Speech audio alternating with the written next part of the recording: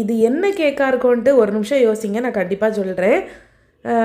வாட்ஸ்அப்பில் நிறைய மெசேஜ் வருது.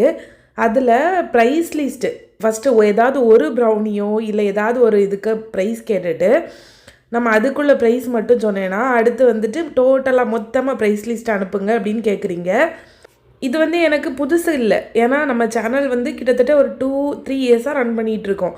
ஸ்டார்டிங்கில் இப்படி கேட்கும்போது என்னால் கண்டுபிடிக்க முடியலை ஹோம் பேக்கர்ஸ்னு. இப்போ ஆனால் எனக்கு ஈஸியாகவே தெரிஞ்சிடும்.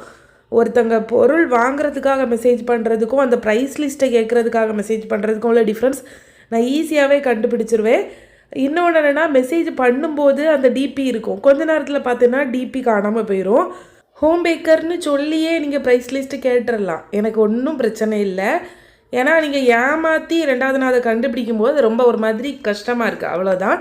நாளைக்கு பட்டர் கேக் கிளாஸ் இருக்குது, நெக்ஸ்ட் டே முட்டை மிட்டாய் கிளாஸ் இருக்குது. நீங்கள் யாராச்சும் ஜாயின் பண்ணணும் அப்படின்னா கீழே இருக்க நம்பருக்கு வாட்ஸ்அப் பண்ணி ஜாயின் பண்ணிக்கோங்க. முட்டை மிட்டாய் கிளாஸ் ஆஃபர் வந்துட்டு இந்த பேட்சோட முடியுது. இது வந்துட்டு பனானா கேக்குங்க, பேக்கரி ஸ்டைலில் பனானா கேக் வந்து ட்ரை பண்ணினேன், சூப்பராகவே வந்துருந்துச்சு. சீக்கிரமாக இந்த பனானா கேக்குமே நம்ம கிளாஸ்க்கு கொண்டு வர போகிறோம். எத்தனை பேருக்கு பனானா கேக் கிளாஸ் வேணும் அப்படின்னு சொல்லிட்டு கண்டிப்பாக கமெண்ட்ஸில் ஷேர் பண்ணுங்கள். பாய்.